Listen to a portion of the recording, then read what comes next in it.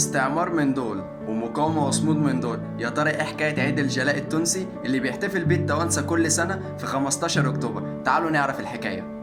الحكاية ابتدت من سنة 1881 وقت الاستعمار الفرنسي للدولة التونسية، واللي استمر لحد سنة 1956، واللي في السنة دي تونس أعلنت استقلالها بشكل كامل. لكن المستعمر كان ليه رأي تاني اقتصاديا وسياسيا وعسكريا. اقتصاديا كانوا لسه بيديروا الأراضي الزراعية التونسية وبيستفادوا بالناتج منها، إنما سياسيا كانوا متدخلين في الشأن الداخلي التونسي ومقيدين حرية التوانسة في الشؤون السياسية. إنما أمنيا وعسكريا خرجوا من كل الأراضي التونسية إلا ولاية بنزرت، واللي كانوا لسه مستقرين فيها وليهم قواعد عسكرية هناك. لكن التوانسة بقيادة الزعيم الراحل صالح بن يوسف شافوا إن ده استقلال وهمي، وهنا كانت بداية التصادم مرة تانية بين الشعب التونسي والمستعمر الفرنسي. لكن فرنسا كان رد فعلها أقوى، واللي ابتدت بالطيران ضرب أكبر مراكز المقاومة في ولاية الكاف، واللي كان بيضم عناصر من المقاومة التونسية وعناصر من الثوار الجزائريين. وبعد الهجوم ده في سنة 1958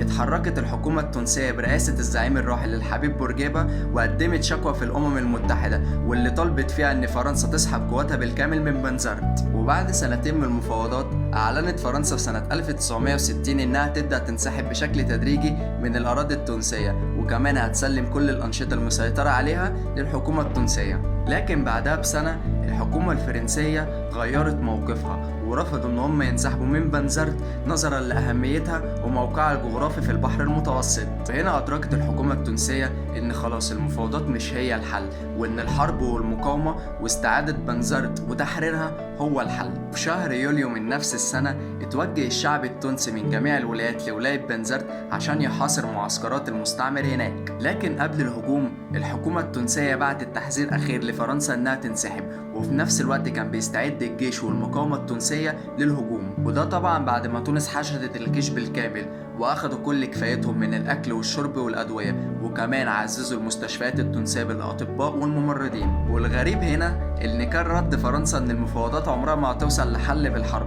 لكن كانت في نفس الوقت الحكومة التونسية جابت اخرها وقالت لا، اللي معرفناش نحله بالمفاوضات هنحاول نحله بالحرب. وجت ساعة الصفر وأصدرت تونس بشكل رسمي أوامرها للجيش بإطلاق النار على أي طيارة فرنسية تدخل للحدود التونسية، وكمان ادت الأوامر في بداية الهجوم على المعسكرات الفرنسية في بنزرت. ودارت المعركة بين الجيشين واللي تسببت في خسائر كبيرة من الطرفين، لكن للأسف نجحت فرنسا من خلال قوات المظلات إنها تسيطر على جزء كبير من مدينة بنزرت. بعدها خرج التوانسة بمظاهرات في شوارع المدينة بالكامل وتوجهوا على المعسكرات، وبدل الحرب ما كانت دايرة ما بين جيشين منظمين بقت حرب شوارع ما بين الشعب والمقاومة التونسية والجيش الفرنسي. لكن للأسف كانت بمثابة كارثة بسبب عدد الشهداء، واللي كان عددهم 639 شهيد ما بين أفراد الجيش والشرطة والمدنيين، وده بكلام وزارة الدفاع التونسية، غير طبعا الخسائر اللي وقعت في القوات الفرنسية. وافتكرت فرنسا انها انتصرت بسبب التقدم اللي عملته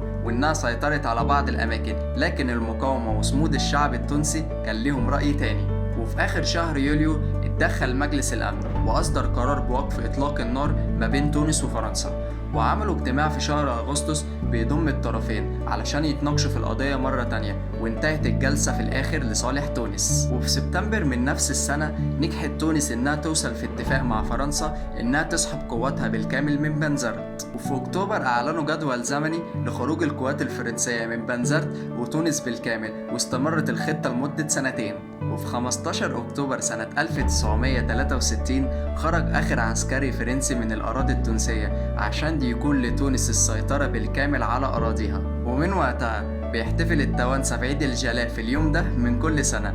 ودي كانت حكاية تونسية بعيون مصرية. سلام.